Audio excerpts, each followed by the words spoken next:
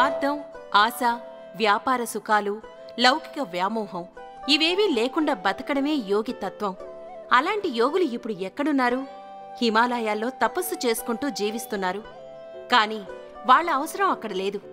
నిజానికి వాళ్లు ఉండాల్సింది స్వార్థంతో కూరుకుపోయిన ప్రస్తుత సమాజంలో.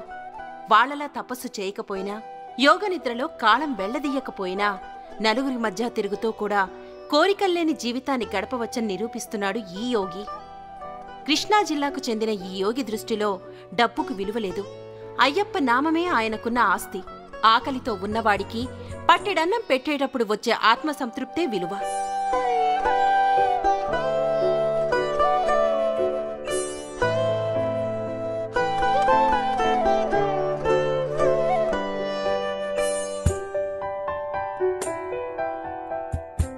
మానవ సేవే మాధవ సేవ అనే లోకోక్తిని త్రికరణ శుద్ధిగా నమ్మి పేదవాడి సేవకు అంకితమయ్యారు పంచకర్ల త్రినాథ్ వెంకట సత్యనారాయణ.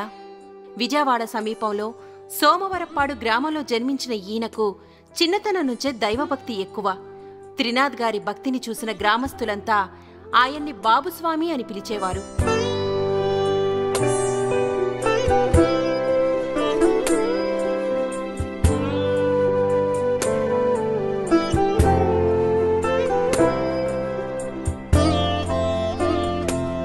పంచకర్ల అంజమ్మ, అచ్చయ్య దంపతులకు 1966లో జన్మించిన త్రినాథ్ 1980లో 10వ తరగతి పూర్తి చేశారు.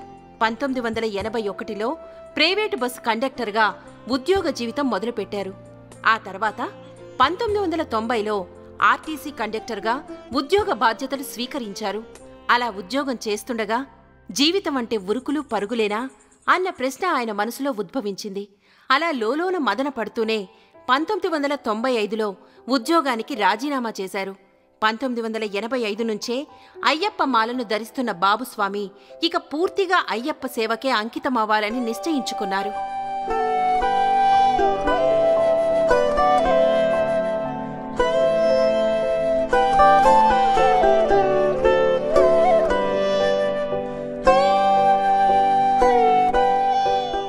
పుట్టుకతోనే కోటీశ్వరుడైన త్రినాథ్ మాల వేయడం మొదలుపెట్టిన నాటి నుంచి ఏటా నవంబరు, డిసెంబర్ నెలల్లో అయ్యప్ప స్వాముల కోసం నిత్యాన్నదానం నిర్వహిస్తున్నారు. ఆర్థిక స్తోమత లేని భక్తులను ఉచితంగా స్వామి దర్శనానికి తీసుకువెళ్తున్నారు. ఈ విధంగా ఇప్పటి వరకు అక్షరాల 6 కోట్ల రూపాయలను ఖర్చు చేశారంటే ఆయనకున్న భక్తి ఎంత గొప్పదో అర్థం చేసుకోవచ్చు. ఇప్పుడు తన చేతిలో ఉన్నది కేవలం 25 లక్షలు మాత్రమే.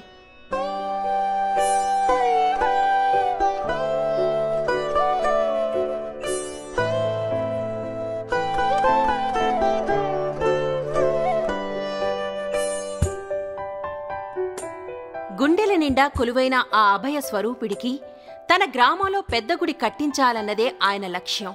అందుకు ఎన్ని కష్టాలెదురైనా, ఎన్ని అవాంతరాలు ఎదురైనా అనుకున్నది చేసి తీరుతానంటున్నాడు ఈ యోగి. నిస్వార్థంతో, అపార భక్తితో బాబుస్వామి పెట్టుకున్న లక్ష్యం నెరవేరాలని, ఆయన సంకల్పం సిద్ధించాలని మనం కూడా ఆ అయ్యప్పను వేడుకుందాం. స్వామియే శరణమయ్యప్ప.